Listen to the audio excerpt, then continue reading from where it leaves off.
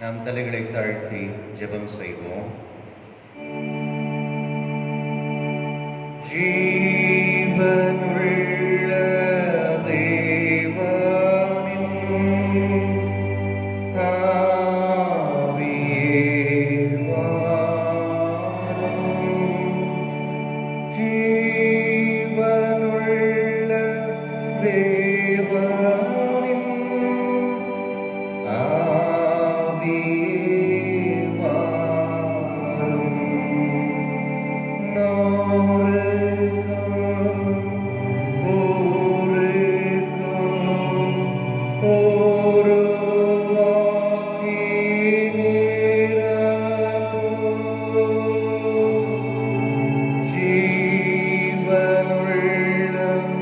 தேவனின் ஆவியே வாரும்.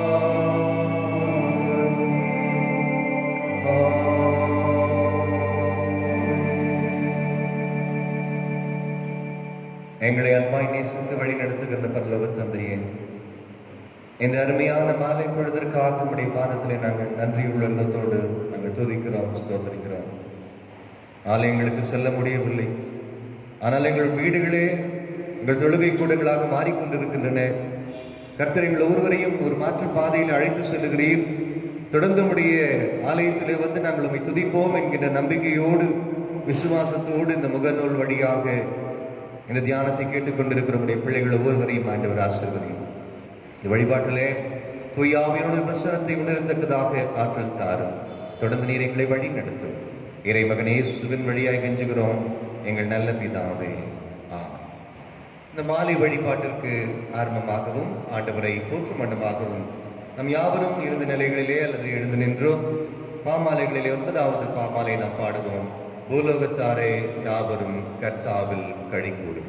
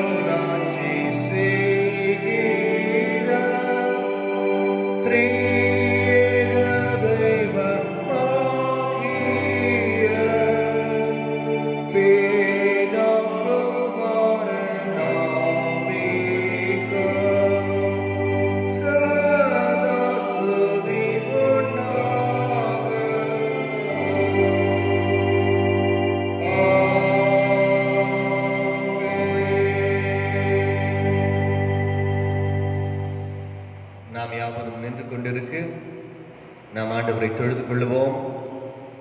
கடவுள் ஆவியாயிருக்கிறார்.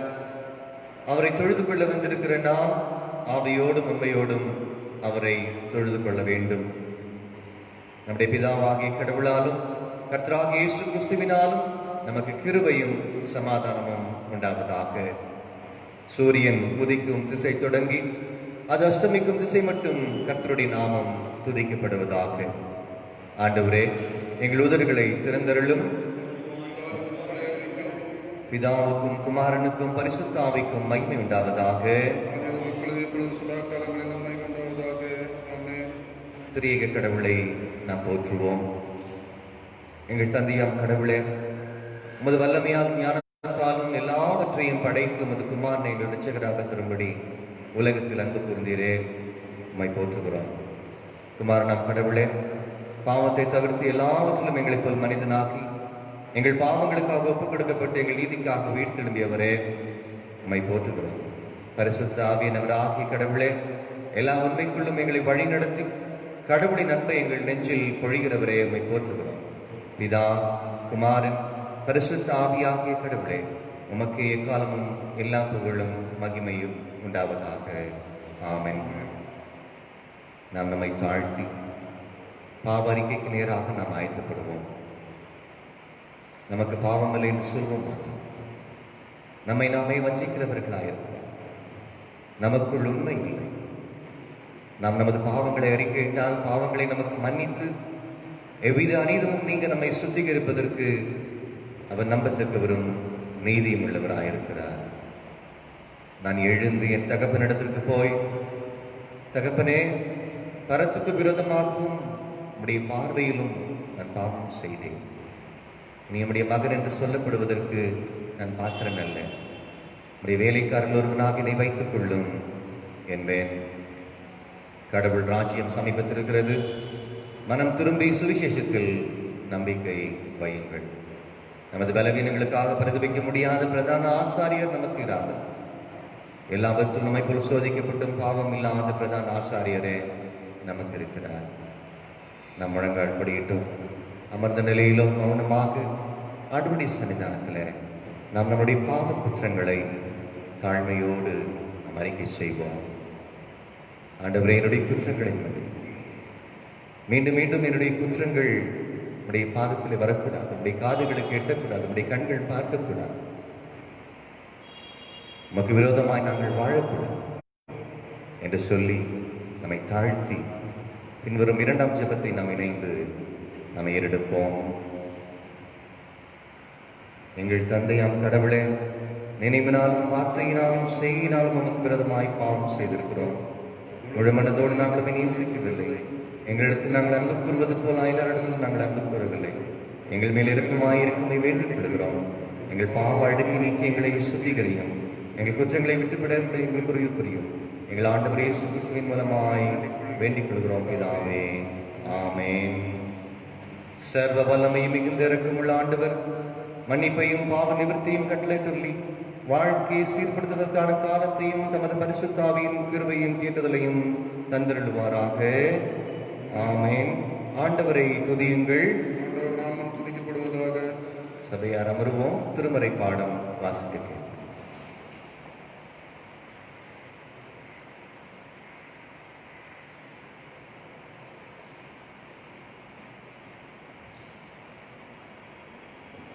வெள்ளிக்கிழமை மாலை ஆராதனைக்கென்று வாசிக்கும்படியாக தெரிந்து கொள்ளப்பட்ட வேத பகுதி சங்கீதம் 46. சங்கீதம் 46. தேவன் நமக்கு அடைக்கலமும் வெள்ளமும் ஆபத்து காலத்தில் அனுகூலமான துணையுமானவர். ஆகையால் பூமி நிலைமாறினாலும் மலைகள் நடு சமுத்திரத்தில் சாய்ந்து போனாலும் அதன் ஜலங்கள் கொந்தளித்து பொங்கி அதன் பெருக்கினால் பர்வதங்கள் அதிர்ந்தாலும் நாம் பயப்படும். ஒரு நதி உண்டு, அதன் நீர்க்கால்கள் தேவனுடைய நகரத்தையும் உன்னதமானவர் வாசம் பண்ணும் பரிசுத்த தலத்தையும் சந்தோஷிப்பிக்கும். தேவன் அதன் நடுவில் இருக்கிறார், அது அசையாது. அதிகாலையிலே தேவன் அதற்கு சகாயம் பண்ணுவார். ஜாதிகள் கொந்தளித்து ராஜ்யங்கள் தத்தளித்து அவர் தமது சத்தத்தை முழங்க பண்ணினார். பூமி பொங்கிற்று, உருகி போயிற்று. சேனைகளின் கர்த்தர் நம்மோடு இருக்கிறார். யாக்கோபின் தேவன் நமக்கு உயர்ந்த அடைக்கலமானவர். பூமியிலே பால் கடிப்புகள் நடப்பிக்கிற கர்த்தருடைய செய்கைகளை வந்து பாருங்கள். அவர் பூமியின் கடைமுனை மட்டும் யுத்தங்களை ஓய பண்ணுகிறார். வில்லை ஒடித்து ஈட்டியை முறிக்கிறார். ரதங்களை நெருப்பினால் சுட்டெரிக்கிறார். நீங்கள் அமர்ந்திருந்து நானே தேவன் என்று அறிந்து கொள்ளுங்கள். ஜாதிகளுக்குள்ளே உயர்த்திருப்பேன், பூமியிலே உயர்த்திருப்பேன். சேனைகளின் கர்த்தர் நம்மோடு இருக்கிறார். யாக்கோபின் தேவன் நமக்கு உயர்ந்த அடைக்கலமானவர் என்பதை வாசிக்கும்படியாக தெரிந்து கொள்ளப்பட்ட வேத பகுதி வாசித்தாயிற்று. கிறிஸ்துவே உமக்கே மாட்சிமை உண்டாவதாக. நாம் யாவரும் இணைந்து எழுந்து நின்று நம்முடைய விசுவாசத்தை அப்போஸ்தலர் விசுவாச பிரமாணத்தின் மூலமாக நாம் அறிக்கை செய்வோம். வானத்தையும் பூமியும் படைத்து சர்வ பலமுள்ள பிதாவாகிய தேவனை விசுவாசிக்கிறேன். அவருடைய ஒரே குமாரனாகிய நம்முடைய நாதர் இயேசு கிறிஸ்துவை விசுவாசிக்கிறேன். அவர் பரிசுத்த ஆவியினாலே கன்மழத்துக்கு பிறந்தார். முந்தி பிலாத்தின் காலத்தில் பாடுபட்டு சிலுவையில் அறையுடன் மறித்து அடக்கமிடப்பட்டு பாதாளத்தில் இறங்கினார். 3ஆம் நாள் மறுதோரத்தை எழுந்தருளினார். பரமண்டத்துக்கு ஏறி சிறந்த பிதாவாகிய தேவனை வலப்பரிசில் வீற்றிருக்கிறார். அவ்விடத்திலிருந்து மருத்துவரும் நியாயத்திற்கு கொள்வார். பரிசுத்தாவை விசுவாசிக்கிறேன். பொதுவாக பரிசுத்தவையும் பரிசுத்தமான ஐக்கியமும் பாவம் மன்னிப்பும் சரீரம் உயிர்த்தெழுதலும் நித்திய ஜீவன் என்று விசுவாசிக்கிறேன். ஆமென். அமர்வோம்.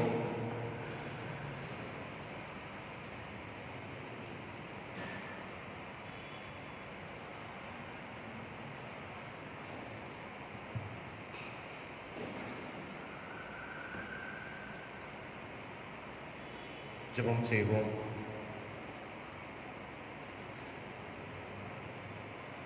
அன்பு நிறைந்த ஆண்டவரே, இந்த மாலை வழிபாட்டுக்காக நாங்கள் உமக்கு நன்றி செலுத்துகின்றோம். உம்முடைய வேத வசனெல்லாம் எங்கள் வாழ்வுக்கு வெளிச்சம் தந்து கொண்டிருக்கிறதற்காக உமக்கு நன்றி செலுத்துகிறோம். இந்த நேரத்திலேயும் நாங்கள் சிந்திக்கிற திருமறை பகுதிகள், வசனங்கள் எங்கள் வாழ்வுக்கு அது மிகவும் பொருளுள்ளதாக இருக்கவும் ஆண்டவர் கிருபை தாரும். இந்த வார்த்தையின் வழியாக எங்களோடு கூட நீர் தொடர்பு கொள்வீராக. இந்த முகநூல் வழியாக கேட்டுக்கொண்டிருக்கிற அனைத்து மக்களையும் நாங்கள் சிந்திக்கின்ற திருமறையின் வழியாக அவளோடு கூட நீ பேசும். அவர்களையும் நீதாமே தேற்ற வேண்டும் என்று நம்முடைய பாதத்திலே நாங்கள் தாழ்த்துகிறோம், அர்ப்பணிக்கிறோம். இயேசு கிறிஸ்துவின் மூலமாக வேண்டிக் கொள்ளுகிறோம் எங்கள் பரம தந்தையே. ஆமென்.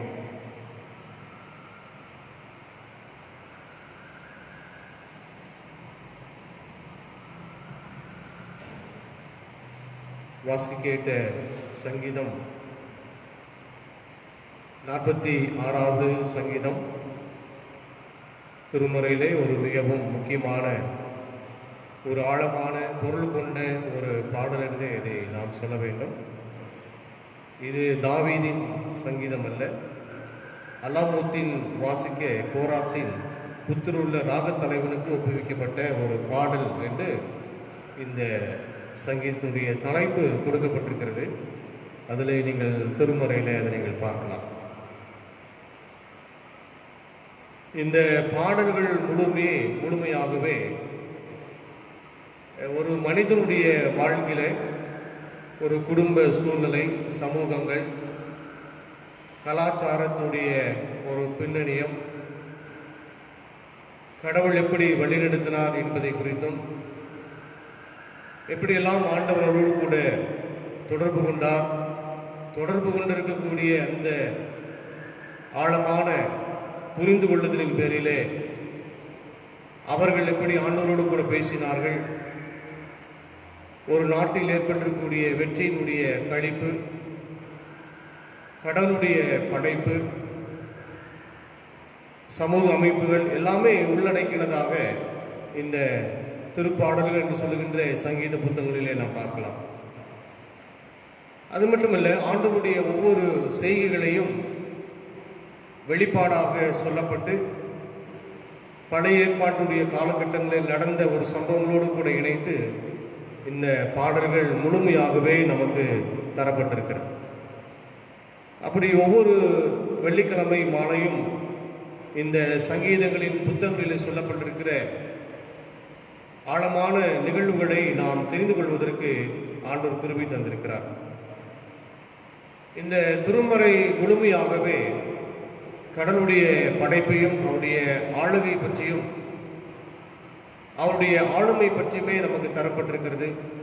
முழுமையாக அவருடைய விருப்பத்தை நாம் புரிந்து கொள்ள முடியாவிட்டாலும் கூட முடிந்த அளவுக்கு இந்த திருமறையின் வாயிலாக ஆண்டவர் எப்படி செயல்படுகிறார் என்கிறதை ஒவ்வொருடைய வாழ்க்கையில் நடந்த ஒரு சம்பவங்களை வைத்துக்கொண்டு அடையாளப்படுத்தி நம்முடைய வாழ்க்கையிலையும் அதை நாம் இணைத்துக் கொள்ளுகின்ற பகுதியாக நமக்கு திருமறையில் தரப்பட்டிருக்கிறது. அதனால்தான் அடிக்கடி நான் சொல்லுவது வேத வசனம் நம்முடைய கால்களுக்கு தீபமும் நம்முடைய பாதைகளுக்கு வெளிச்சமாக இருக்கிறது என்று நாம் திருமறையில் வாசிக்கிறோம். ஆகையினால ஒரு மனிதனுடைய வாழ்க்கையினுடைய வெளிச்சம், ஒரு மனிதனுடைய வாழ்க்கையினுடைய எதிர்காலம், ஒரு மனிதனுடைய வாழ்க்கையில் ஏற்பட்டிருக்கக்கூடிய ஒரு தீர்மானம் எல்லாமே திருமறையில் தரப்பட்டிருக்கிறது என்பதை பற்றி நாம் அறிந்து கொள்ள மறுபடியும் மீண்டுமாக நம்முடைய வாழ்க்கையில் இந்த வேத வசனங்கள் தருகின்ற ஆழமான சிந்தனைகளை நாம் பெற்றுக்கொள்ள கடவுள் மீண்டுமாக நமக்கு கிருபை தந்திருக்கிறார்.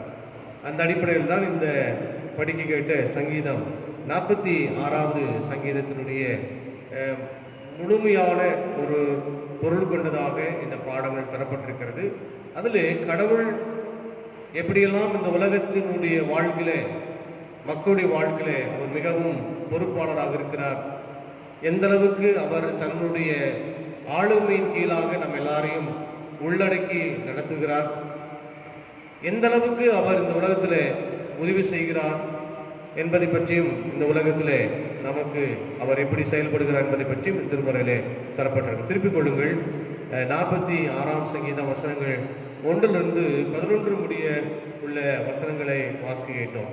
முதலாவது வசனத்தினுடைய ஒரு பகுதி தாவீது இந்த சங்கீதங்களின் புத்தகங்களில் சொல்லப்பட்டிருக்கக்கூடிய இந்த நடந்திருக்கக்கூடிய வார்த்தைகள் எல்லாமே ஒவ்வொரு காலகட்டங்களிலே கடவுள் எப்படியெல்லாம் மனிதர்களை செயல்படுத்தினார் என்பதை அவர்கள் புரிந்து கொண்டதை மீண்டுமாக அவர்கள் வாழுகிற காலங்களில் எழுதி நமக்கென்று தரப்பட்டதாக நாம் திருமறையில் பார்க்கிறோம். அப்படி சொல்லப்பட்டிருக்கக்கூடிய வசனங்கள் மீண்டுமாக நாம் நினைவுபடுத்திக் கொள்வதற்கு இந்த காலகட்டங்களோடு கூட இணைந்து புரிந்து வாழ்வது நாமும் அது நம்முடைய வாழ்க்கையில நடைமுறைப்படுத்தப்பட வேண்டும் என்பதைத்தான் வேத வசனம் அடிக்கடி நமக்கு சுட்டி காண்பிக்கிறது. முதலாவது வசனம், தேவன் நமக்கு அடைக்கலமும் பலனும் ஆபத்து காலத்திலே அனுகூலமான துணையுமானவர் என்று நாம் திருமறையில வாசிக்கிறோம். யாத்ரா புஸ்தகம் 33ஆம் அதிகாரம் 14ஆம் வசனத்துல இதனுடைய பகுதி பற்றி நமக்கு தரப்பட்டிருக்கிறது.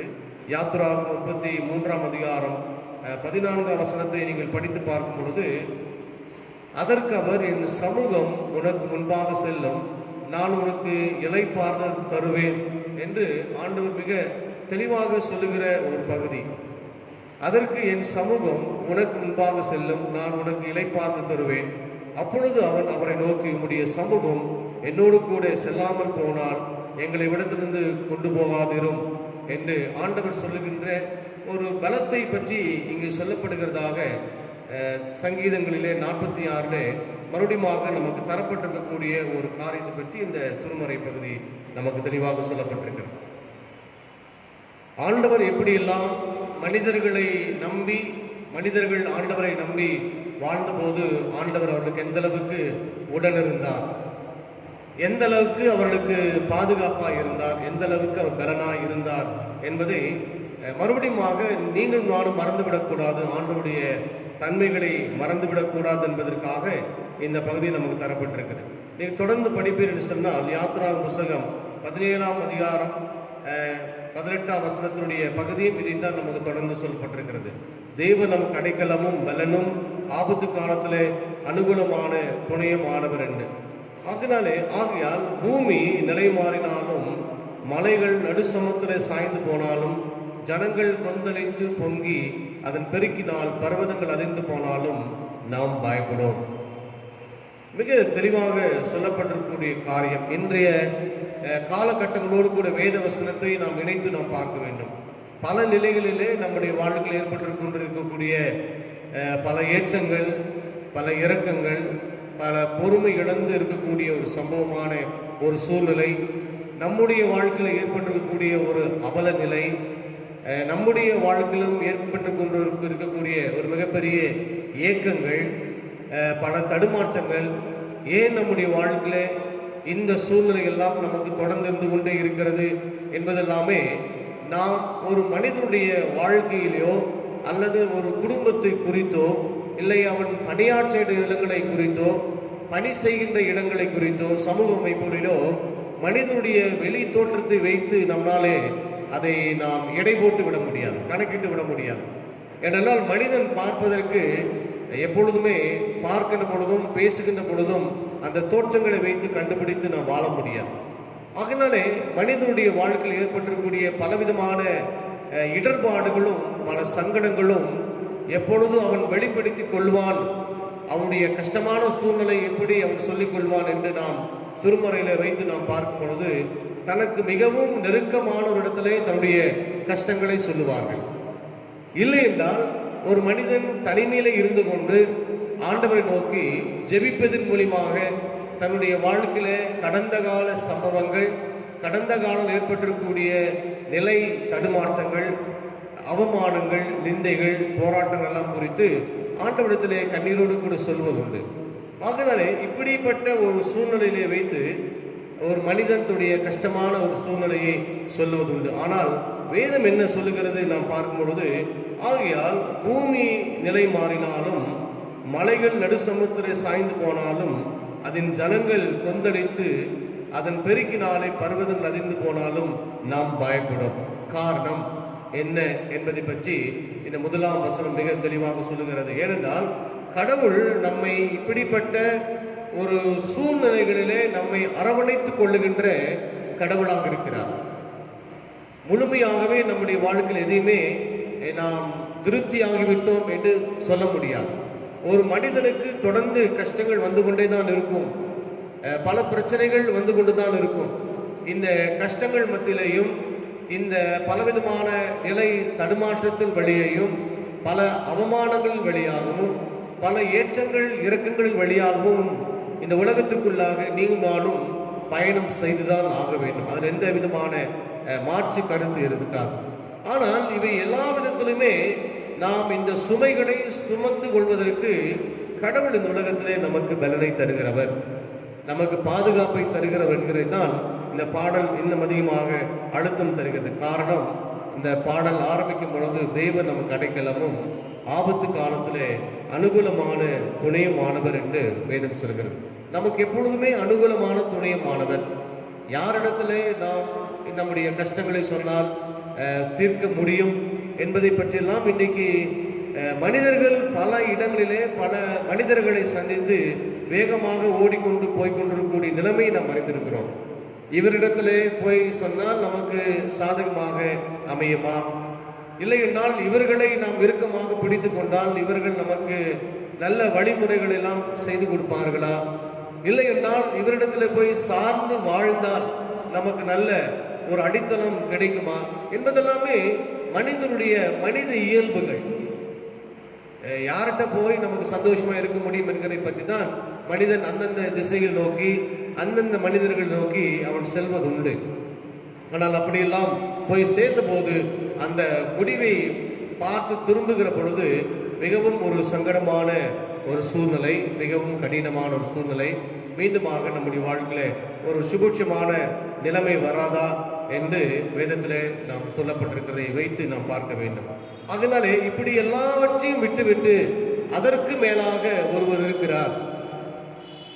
ஏனென்றால் அவரிடத்திலே நாம் போகிற பொழுது கடவுள் நம்மை கைவிட மாட்டார், கடவுள் நம்முடைய வாழ்க்கையில் ஒரு நாளும் வெளியே துரத்தி விட மாட்டார். ஆனால் இவை எல்லாவற்றிலுமே நமக்கு சாதகமாக அனுகூலமாக இருந்து துணையாக இருந்து நம்மளை பாதுகாத்துக் கொள்வார் என்கின்ற ஒரு நம்பிக்கையோடு கூட சிந்தையோடு கூட ஆண்டவரிடத்திலே நாம் நெருங்குகிற பொழுது சுமைகளையும் தாண்டி இந்த கஷ்டங்களையும் தாண்டி நமக்கு வருகின்ற நோய் நொடிகளையும் தாங்கி கொண்டு பலவிதமான பலவீனங்களையும் நாம் தாங்கிக் கொண்டு இந்த வேத வசனத்தோடு கூட நாம் பயணம் செய்யும் பொழுது இவை எல்லாவற்றையும் நமக்கு சுமந்து கொள்வதற்கு கடவுள் நமக்கு பலத்தை தருவார்.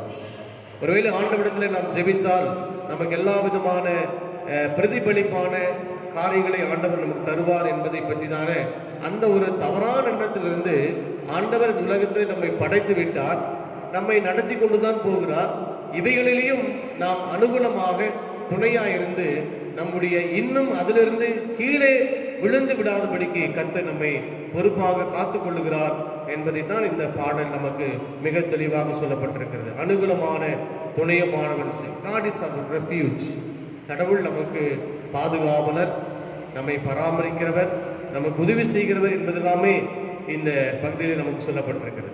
4ஆம் வசனத்திலிருந்து 8ஆம் வசனம் வரைக்குமாக ஒரு நதி உண்டு, அது நீர்கால்கள் தேவனுடைய நகரத்தையும் உன்னதமானவர் வாசம் பண்ணும் பரிசுத்த ஸ்தலத்தையும் சந்தோஷிப்பிக்கும். தேவன் அந்நிலையில் இருக்கிறார், அது அசையாது. அதிகாலையிலே தேவர் அதற்கு சகாயம் பண்ணுகிறார். எப்பொழுதுமே ஆண்டவர் உதவி செய்கிறவர் தான். நம்முடைய வாழ்க்கையில எந்த நேரத்திலேயும் நம்ம ஒருத்தர் கேட்டால், ஆண்டவரே இந்த கஷ்டத்திலேயும் நான் இருக்கிறேன், எனக்கு தயவு செய்து எனக்கு உதவி செய்யுங்கள் என்று நாம் கேட்கும் பொழுது ஆண்டவர் பரத்திலிருந்து நமக்கு உதவி செய்கிறவராக இருக்கிறார். மனிதர்கள் செய்கிற உதவிகள் என்பது ஒரு காலகட்டத்திலே அது நம்முடைய வாழ்க்கையில பயனில்லாமல் போய்விடும். உதவிகள் தான், அதை நாம் ஒன்றும் தவறாக நாம் சொல்லிவிட முடியாது. ஆனால் கடவுள் நமக்கு தருகின்ற உதவி என்பதும் சில நேரங்களிலே மனிதன் மூலியமாக உதவி செய்கிறார். அதற்கு அப்பாற்பட்ட வகையிலே கடவுள் தருகிற உதவி என்பது அது நம்முடைய மனதை சந்தோஷிப்பிக்கும், நம்முடைய வாழ்க்கையை சந்தோஷிப்பிக்கும், சமாதானப்படுத்தும் என்று இந்த திருமறை பகுதியை நமக்கு வேதம் மிக தெளிவாக சொல்லுகிறது. தொடர்ந்து 6ஆம் வசனத்தை படித்து பார்க்கும் பொழுது, ஜாதிகள் கொந்தளித்தது, ராஜ்யங்கள் தத்தளித்தது, அவர் தமது சத்தத்தை முழங்க பண்ணினார், பூமி உருகி போயிற்று, சேனைகளின் கர்த்தர் நம்மோடு இருக்கிறார், யாக்கோபின் தேவன் நமக்கு உயர்ந்த அடைக்கலமார். பூமியிலே பால் கடிப்புகளை நடப்பிக்கிற கர்த்தருடைய செய்களை வந்து பாருங்கள். அவர் பூமியின் கடைமணி மட்டும் யுத்தங்களை ஓய பண்ணுகிறார், வில்லை ஒடித்து ஈட்டை முறிக்கிறார், ரதங்களை நெருப்பினால் சுட்டரிக்கிறார். நீங்கள் அமர்ந்திருந்து நானே தேவன் என்று அறிந்து கொள்ளுங்கள். ஜாதிகளுக்குள்ளே உயர்ந்திருப்பேன், பூமியிலே உயர்ந்திருப்பேன், சேனையின் கர்த்தர் நம்மோடு இருக்கிறார், யாக்கோபின் தேவன் நமக்கு உயர்ந்த அடைக்கலமானவர் என்று கடவுளுடைய மகிமைகளை குறித்தும் மாட்சிமைகளை குறித்தும் அவர் செல்லுகின்ற, அவர் வழி நடத்துகின்ற வழிமுறைகளை குறித்தும், அவர் எந்த அளவுக்கு நமக்கு ஆதரவாக இருக்கிறார் என்பதை பற்றியும், எந்த அளவுக்கு நமக்கு உதவியாக இருக்கிறார் என்பதை பற்றியும் இந்த 46ஆம் வசனம், நமக்கு 46ஆம் சங்கீதம் மிக தெளிவாக சொல்லப்பட்டிருக்கிறது. தேவன் நமக்கு அடைக்கலமும் பலனும், ஆபத்து காலத்திலே நமக்கு அனுகூலமான துணையமானவர். ஒருவேளை ஒவ்வொரு காலகட்டங்களையும் நாம் கடந்து சென்று கொண்டே போய்கொண்டிருக்கிறோம். இப்படி கடந்து சென்று கொண்டே போய்கொண்டிருக்கக்கூடிய நிலைகளிலே காலங்கள் பல வகைகளிலே அது மாற்றம் பெறுவதுண்டு. காலங்கள் தன்னை குறித்து தன்னுடைய காலங்கள் தன்னை முழுமையாக மாற்றி அமைத்துக் கொள்ளும்.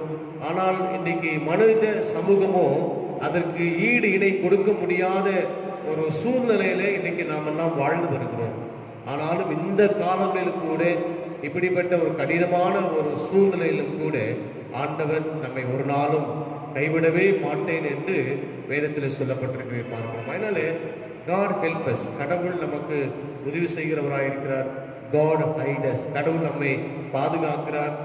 God is my refuge, கடவுள் எனக்கு பராமரிக்கிறவர், பாதுகாக்கிறவராக இருக்கிறார் என்கிற அந்த நம்பிக்கையோடு கூட இந்த காலகட்டங்களிலே நம்மை இணைத்து வாழ்கின்ற ஒரு தன்மையை நாம் பெற்றுக்கொள்ள வேண்டும்.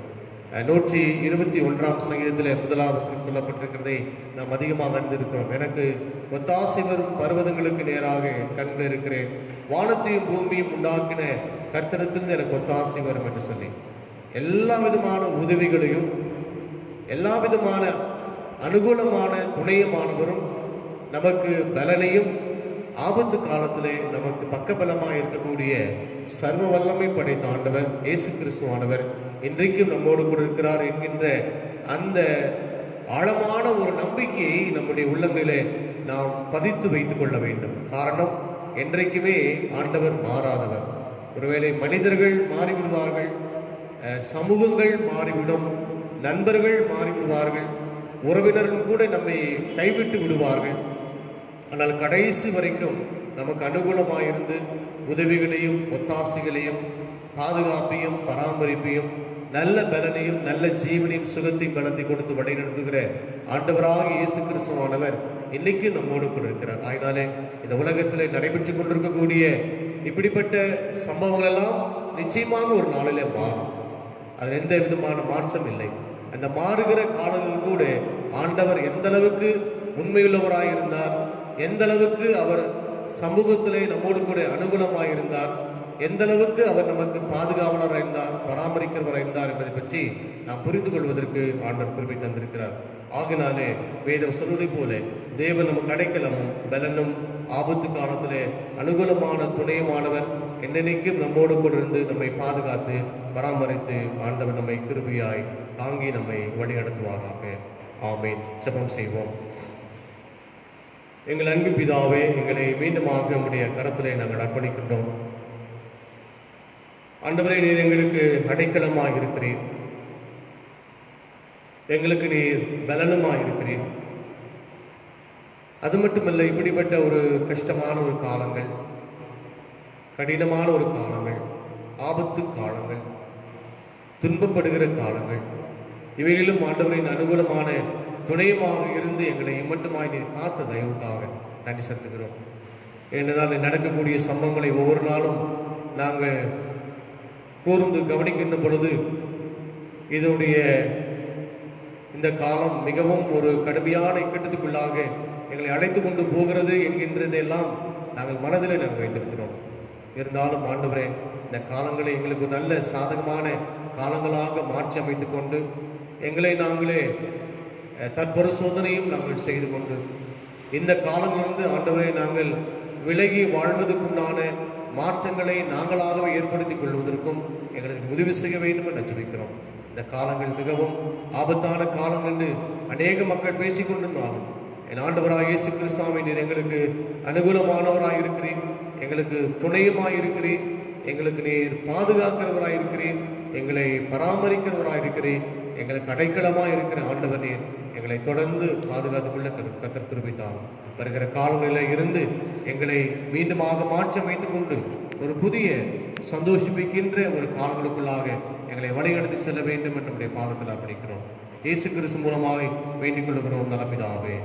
ஆமென்.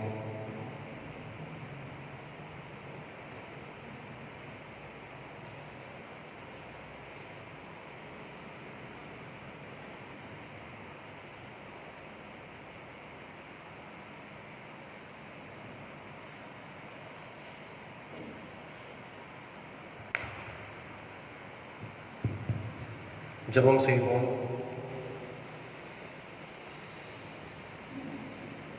எல்லா நன்மைகளுக்கும் ஆசீர்வாதங்களுக்கும் காரணமாக இருக்கிற எங்கள் பரிசுத்தமுள்ள பிதாவே, இந்த நாளுடைய இந்த காலை நேரம் முதற்கொண்டு இந்த மாலை வரைக்குமாய் கர்த்தர் எங்களை கிருபையை நீ தாங்கின தயவுக்காக நாங்கள் நன்றி செலுத்துகின்றோம். எங்களுடைய தனிப்பட்ட வாழ்க்கை, எங்களுடைய குடும்ப சூழ்நிலை, எங்களுடைய முயற்சிகள், எங்களுடைய பணிகள் எல்லாவற்றிலும் ஆண்டவரை நீர் எங்களுக்கு அனுகூலமாக இருந்து இந்த காலங்களுக்கு ஏற்றபடி ஆண்டவரை எங்களை நடத்தி கொண்டு வருகிற தயவுக்காக உமக்கு நாங்கள் கோடான கோடி நன்றியும் துதியும் ஸ்தோத்திரங்களையும் எடுக்கிறோம். பல சூழ்நிலைகள்லாம் ஆண்டவரை நாங்கள் கடந்து வந்திருக்கிற சுவாமி, இதை கடந்து வருகிற காலங்களிலும் ஆண்டவரே நீர் எங்களோடு இருக்கிறீர் என்கிற நம்பிக்கை விசுவாசத்தை எங்களுக்கு நீ தந்திருக்கிறீர். அதுக்காக நான் ஜெபிக்கிறோம். குறிப்பாக திருச்சபை மக்கள் அனைவரையும் உடைய கரத்தில் அர்ப்பணிக்கிறோம்.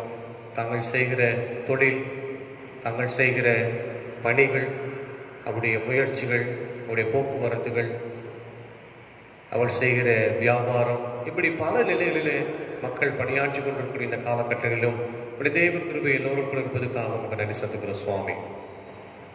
குறிப்பாக ஆண்டவரே, இந்த தொற்று நோயினுடைய காலங்களிலே அதிகம் தாக்கம் ஏற்பட்டு கொண்டிருக்கிறதை எல்லாம் நாங்கள் அறிந்திருக்கிறோம்.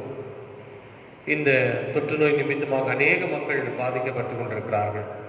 மருத்துவமனையிலே சிகிச்சை பெற்று வருகிறார்கள். சில மக்கள் ஆண்டவரே அந்த நோய் தொற்று நோயிலிருந்து முழுமையாக விடுதலை பெற்று தங்களை வீட்டிலே இருந்து கொண்டிருக்கிறார்கள். அதற்காக நாம் ஜெபிக்கிறோம். ஆண்டவரே, இந்த நோய் என்பது அதிகமாக பரவி விடாதபடிக்கு நீதாமே காத்து பலப்படுத்தி வழியெடுத்து கொண்டு வருகிறேன். உம்முடைய கரம் எங்களோடு கூட இருப்பதற்காக நான் ஜெபிக்கிறோம். இந்த பலவீனமாக இருக்கிற மக்களையும் நீதாமே பலப்படுத்தி அவளை நீ தேற்றி வழிநடத்த வேண்டும் என்று ஜெபிக்கிறோம். எங்களுக்காக ஜெபித்துக் கொள்ளுங்கள். எங்கள் குடும்பத்துக்காக ஜெபியுங்கள். எங்களுடைய பணிகளுக்காக ஜெபியுங்கள். எங்களுடைய வியாபாரத்திற்காக ஜெபியை கேட்டுக்கொண்டிருக்கிற ஒவ்வொரு குடும்பத்தாரையும் நாங்கள் உங்களுடைய கரத்தில் கொடுக்குற சுவாமி. வீட்டிலே சுகம் பெற்று வருகிற மக்களுக்கு ஜெபிக்கிறோம். மருத்துவமனையிலேயும் ஒரு முழுமையான சுகம் பெற்று தேர்தல் பெற்று வருகிற மக்களுக்காக ஜெபிக்கிறோம். கர்த்தர் அவர்களை நாமே பொறுப்படுத்தி பாதுகாத்துக்கொள்ள ஆண்டவர் நீர் கிருபை செய்ய வேண்டும் ஜெபிக்கிற சுவாமி. இப்படி கரம் இருக்கட்டும். ஆண்டவரே, வருகின்ற காலங்களிலே இந்த தாக்கம் என்பது தமிழ்நாடு முழுவதும் மட்டுமல்ல, இந்தியா முழுவதுமாக அதிகமான பாதிப்பு ஏற்பட்டு கொண்டிருக்கிறதெல்லாம் நாங்கள் அறிந்திருக்கிறோம். இதனாலே பொருளாதார வளர்ச்சி என்பது ஆண்டவரே மிகவும் பாதிக்கப்பட்டிருக்கிறது என்கிறதையும் நாங்கள் அறிந்திருக்கிறோம். அதனாலே எங்களுடைய குடும்ப ஜெபங்களிலே இதற்கு நாங்கள் சிறப்பாக நாங்கள் ஜெபிக்க, ஏனோ தானாக நாங்கள் இருந்து விடாதபடிக்கு எங்களுடைய குடும்ப ஜெபங்களில் நாங்கள் ஜெபிக்க, எங்களுடைய தனிப்பட்ட ஜெபங்களில் ஜெபிக்க எல்லாருக்கும் நீதாமே நல்ல நிலைகளை தந்தரல வேண்டும் ஜெபிக்கிறோம். அதனாலே நாங்கள் பிறருக்காக நாங்கள் ஜெபிக்கிறோம் என்கின்ற அந்த நம்பிக்கை விசுவாசத்தோடும் நாங்கள் ஜெபித்து நிச்சயமாய் ஆண்டவர் பெரிய மாற்றத்தை கொண்டு வருவார் என்கின்ற அந்த எதிர்பார்ப்போடு கூட நாம் தொடர்ந்து நாம் ஜெபிக்க ஆண்டவனை கிருபை தர வேண்டும் ஜெபிக்கிறோம். எம்மட்டுமாய் நீர் காத்துக்கொண்டீர். இந்த நாள் முழுவதுமாய் கர்த்தர்களை கிருபையினை தாங்கினீர். அதற்காக நன்றி சொல்லுகிறோம். நாளை மறுதினம் நடைபெறுகின்ற பல்வேறுமான பணிகளையும் நீதாமே பொறுப்புகளையும் நீதாமே தொடர்ந்து பொறுப்படுத்திக் கொண்டு நீ வழிநடத்தும் ஜெபிக்கிறோம் சுவாமி. மனிதர்களாக நாங்களும் இந்த தொற்று நோய் நிமித்தமாக எங்களுக்குள்ளாகவே பல விழிப்புணர்வுகளை ஏற்படுத்திக் கொண்டு அதிலையும் நாங்கள் கவனத்தில் கொண்டு நாங்கள் வாழ ஆண்டவர் நாங்கள் கிருபித்தார். தொடர்ந்து உடைய கருத்தில் கொடுக்கிறோம். உடைய கிருபின் கருமைகளை தாங்கட்டும். எம்மட்டுமாக வழிநடத்தும் ஆண்டவர் தொடர்ந்து எங்களை வழிநடத்தி செல்வீராக. எல்லா கணத்தையும் மகிமையும் துதியும் ஸ்தோத்திரங்களையும் நாங்கள் எடுக்கிறோம். இயேசு கிறிஸ்து மூலமாய் வேண்டிக் கொள்கிறோம் நல்ல பிதாவே, ஆமென். நம்முடைய ஆண்டவராக இயேசு கிறிஸ்துடைய கிருபையும் பிதாவாக தேவனுடைய அன்பும் பரிசுத்தாவினுடைய ஐக்கியம் சந்தோஷம் சமாதானம் நம் அனைவரோடும் இன்றும் என்றும் சதா காலமும் நீடித்து நிலைத்திருப்பதாக.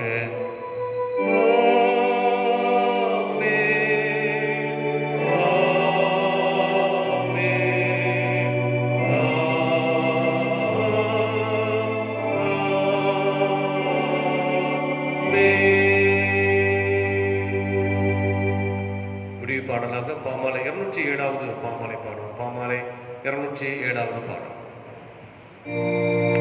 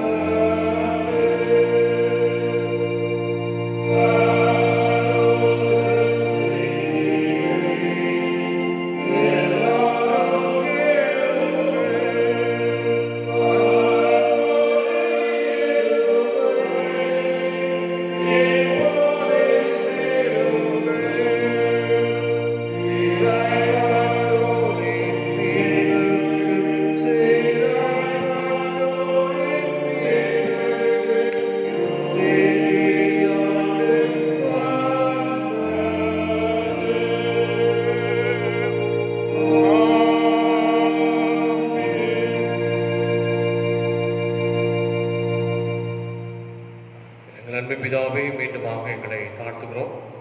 உம்முடைய பாதத்தில் அர்ப்பணிக்கிற சுவாமி, நீ தொடர்ந்து எங்களுக்கு அடைக்கலமும் பலனும் ஆபத்து காலத்தில் துணையுமானவர் என்று சொல்வது போல கர்த்தர் இந்த காலம் முழுமையாய் எங்களை பாதுகாத்து பராமரித்துக்கொள்ள கர்த்தர் குறிப்பித்தார். இந்த முகநூலுடையாய் கேட்டுக்கொண்டிருக்கிற எல்லா மக்களையும் நீ நாமே பேசின தயவு கண் செலுத்துகிறோம். எல்லாரோட கூட தொடர்பு கொண்டதுக்காக நன்றி பாராட்டுகிறோம். நீர் எங்களை தொடர்ந்து அனுகூலமாக துணையாய் எங்களை பாதுகாத்துக் கொள்ள கர்த்தர் குறிப்பித்தார். இந்த நாளையும் நீதாமே ஆசீர்வதித்து தருவீராக. இயேசு கிறிஸ்து மூலமாய் வேண்டிக் கொள்கிறோம் நல்ல பிதாவே, ஆமென். கர்த்தர் உங்களோடு இருப்பாராக. சமாதானத்துடனே புறப்பட்டு செல்லுங்கள். கர்த்தருடைய நாமத்தினாலே ஆமென்.